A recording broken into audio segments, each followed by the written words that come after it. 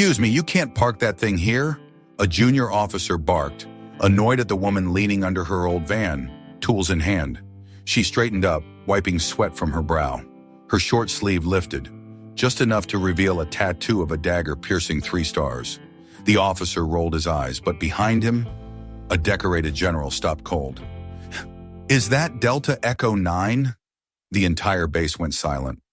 Miranda Mandy Holt, 41, former unit leader of the now-defunct Delta Echo 9, an elite special response team disbanded after a secret mission went wrong. She now lives quietly, traveling base to base in a beat-up repair van, fixing electrical and mechanical systems under an anonymous civil contractor license. At Fort Crescent, she's scheduled to repair the torque diagnostic system of a fleet vehicle. No one knows her past. A young lieutenant yells at her for parking too close to a restricted area. He doesn't even ask her name. Around her, a few junior enlisted snicker, making jokes about her van, her worn clothes, and her quiet demeanor. Miranda doesn't react. She keeps working. What they couldn't see was the weight she carried. Every repair job was therapy. Every base visit was pilgrimage. The van that looked like junk to them was actually a mobile workshop equipped with military-grade diagnostic equipment. Tools that could fix anything from basic electrical systems to classified communication devices. Miranda had chosen this life deliberately. After Delta Echo 9 was disbanded, she could have taken a desk job at the Pentagon, could have become an instructor at special operations schools. Instead, she chose the road, chose anonymity, chose service without recognition.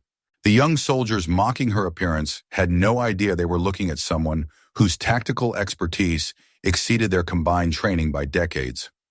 Her worn clothes weren't from poverty, they were from choice.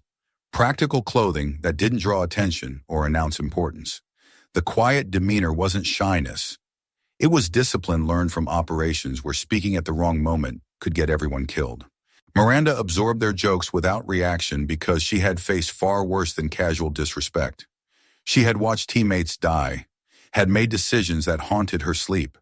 These young soldiers were playing at being tough.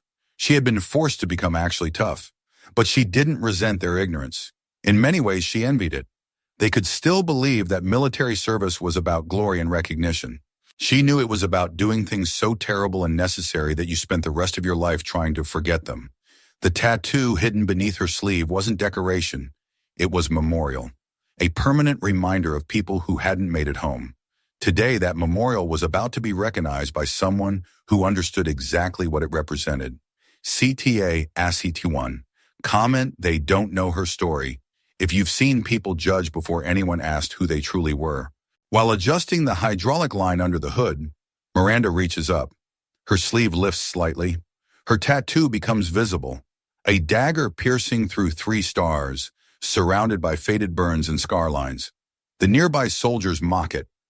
Looks like one of those made-up Delta Force knockoffs. But at the far end of the lot, General Marcus Drevin, 3-star commander overseeing force restructuring, spots her. He freezes, eyes lock on the tattoo. He whispers to his aide, "No way. Is that Holt?" Without hesitation, he walks away from his escort, heading straight toward Miranda. The tattoo that the soldiers dismissed as fake represented something that very few people in the military would recognize. Delta Echo 9 had been so classified that even its existence was officially denied. Members received no public recognition, no service records, no acknowledgement of their operations. They were ghosts within the military structure. Elite operators who handled missions too sensitive for conventional special forces. The dagger through 3 stars wasn't just unit identification, it was a memorial design. Each star represented a team member killed during their final operation. General Draven was one of only a handful of people who knew the real story of Delta Echo 9 and what had happened during Operation Echo Dusk. The official report stated that all team members had been killed in action. The unit was disbanded and its members declared dead to protect operational security. But Draven knew the truth. One person had survived. Someone who had managed to complete the mission despite impossible odds and devastating losses. That person had been given a new identity and quietly discharged from military service. Officially dead, but actually living under civilian cover. Seeing Miranda alive was like encountering a ghost. Someone who shouldn't exist, working under a civilian contractor license. The general's emotional reaction was immediate and overwhelming. He had carried guilt about Echo Dusk for years, believing he had sent an entire team to their deaths. Discovering that someone had survived and was quietly serving in civilian capacity changed everything. His aide noticed the general's distress. "Sir, are you all right?" "That woman, she was declared KIA 8 years ago." "Sir, that's impossible. She's a civilian contractor." "No," Drevon replied, still staring at Miranda. "She's a miracle." The approach created tension among nearby personnel. They could sense something significant was happening, but couldn't understand what. Miranda continued working, but her body language had changed. She was aware of the general's presence and recognized him. This was the moment she had been avoiding for years. Contact with someone from her classified past. The careful anonymity she had built was about to be shattered by recognition from someone who knew her real story. Other soldiers began noticing the general's unusual behavior. 3-star generals didn't typically approach civilian contractors with obvious emotion, but they had no context for understanding what the tattoo meant or why their commanding officer was walking toward a repair technician like he was approaching a long-lost family member. The secret that Miranda had carried alone for 8 years was about to be revealed to people who had never imagined they were working alongside a living legend. CTA Whacked 2. Comment: Silence speaks louder. If you believe real recognition doesn't need loud introductions. General Draven reaches Miranda. She looks up, confused but calm. He removes his cap and says, "Lieutenant Holt, after all these years, thank you." She slowly stands up, slips off her glove, revealing the full tattoo. Everyone around watches, stunned. The general turns to the soldiers and officers standing around. "This woman saved my life during Operation Echo Dusk.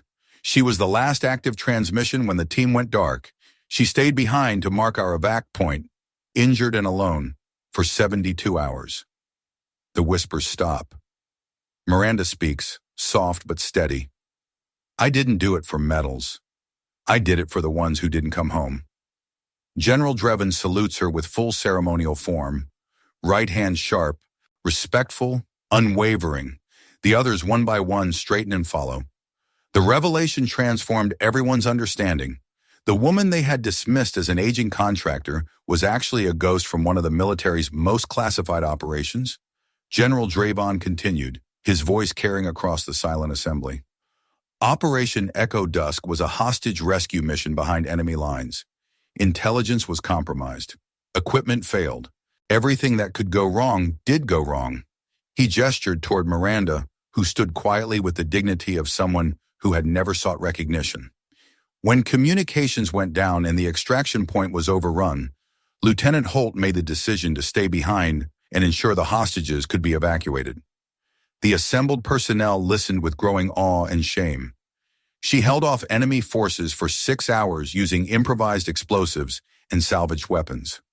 When her position was overrun, she disappeared into the mountains. General Draven's voice grew stronger. For 72 hours, she evaded capture while protecting the extraction coordinates. When she finally reached a position to signal for rescue, she was barely alive.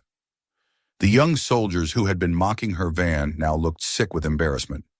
The official report declared her killed in action to protect the classified nature of the operation. She was given a new identity and quietly retired from service. Miranda finally spoke, her voice quiet but clear. 3 good soldiers died in that operation. I survived. That's not heroism. That's just what happened. Ma'am, the general replied firmly, you completed an impossible mission under conditions that would have broken most people. Your sacrifice saved 17 hostages and protected ongoing operations. The transformation in the group was complete. They finally understood that the quiet contractor they had dismissed possessed combat experience that exceeded their collective training. Sir, one soldier asked, why didn't she tell us about her service? General Draven smiled grimly. Because the best operators don't need to announce themselves. They just perform when performance matters. He addressed Miranda directly. Lieutenant, the military community owes you a debt that can never be repaid. Miranda shook her head. I don't need debt or gratitude. I just need to keep serving in whatever way I can. Then you understand why your continued service matters, even in civilian capacity. The tattoo that had been dismissed as fake was now understood as a memorial to teammates who had made the ultimate sacrifice. Each element had meaning. The dagger represented precise action under pressure. The 3 stars honored fallen teammates. The faded scars around it showed where shrapnel had torn her arm during the final firefight. This wasn't decoration. It was living history written in ink and scar tissue. As word spread through the assembled group, the atmosphere completely shifted from casual disrespect to profound recognition. They weren't just looking at a veteran.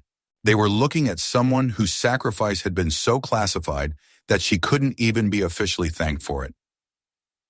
Until now. CTA Act T3. Comment, she never asked for praise. If you respect those who did the hardest things and never needed applause. Miranda finishes the repair job. No ceremony, no speech. A young private nervously approaches, handing her cold water and mumbling, "I'm sorry, ma'am. We didn't know." Miranda replies, "It's okay. Just do better next time when you see someone different." That night, someone uploads a blurry photo to the base's internal newsletter. A woman with a wrench in her hand. A faded tattoo. A general saluting her in the background. Caption, "Not all legends wear medals." When she drives off the next morning, a line of new recruits stands at attention in silence. The impact of the revelation extended far beyond that single encounter. Word spread through military networks about the contractor who was actually a classified operations survivor. But Miranda remained elusive to the recognition she had inspired. She continued her route to the next base, the next repair job, the next opportunity to serve quietly. Her van became something of a legend in military contracting circles. People would look for the faded tattoo and wonder about the stories she carried. But Miranda deflected all attempts at fame or celebrity status. She preferred working in the background, where her expertise could have maximum impact. "I don't need recognition," she would tell people who suggested she write a book or give speeches. "I need to keep equipment working for people who depend on it." Her approach to civilian contracting reflected the same principles that had guided her military service. Focus on the mission, not the glory. The bases she serviced began requesting her specifically, not because of her classified background, but because of her exceptional technical skills and reliable service. The private who had apologized became an advocate for treating all contractors with respect. He told other soldiers, "You never know who you're talking to. Show respect first, ask questions second." Years later, when military historians wrote about classified operations, Miranda's story remained largely unknown. Not because it wasn't significant, but because she had chosen anonymity over recognition. The Delta Echo 9 tattoo remained her only visible connection to a past that officially didn't exist. But among those who knew the real story, she represented something important: the possibility of continued service even after official service ended. Her van continued traveling from base to base, carrying equipment, expertise, and the memory of teammates who hadn't made it home. A mobile memorial to classified sacrifice driven by someone who understood that the most meaningful service often happened when no one was watching. CTA Act 4. Comment, salute the quiet ones if you've ever known someone whose silence meant more than words. Miranda Holt was never after titles. She carried no medals, wore no patches, gave no orders. But the ink on her arm and the lives she once saved told a story no one could erase. In a world that celebrates loud voices and shiny awards, sometimes the greatest honor belongs to the one who walks away quietly. Because true respect doesn't need introduction. It only needs one look, and one salute, from someone who remembers. The most powerful lesson from Miranda's story is about service that transcends official recognition. Not all veterans transition to civilian careers that announce their military experience. Some choose roles that seem beneath their qualifications but serve important purposes. Miranda's technical work kept critical systems operational. Her quiet competence ensured mission success for people who never knew her background. Her story reminds us that heroism doesn't always announce itself with fanfare and ceremonies. Sometimes it drives an old van from base to base, fixing equipment and maintaining the infrastructure that keeps military operations running. Because true service isn't about what uniform you wear or what recognition you receive. It's about what you contribute when contribution matters. And some contributions are so classified that they can only be recognized by people who were there. CTA Act 5. Comment: legacy lives in silence. If you believe some stories are too sacred to shout, but too powerful to forget,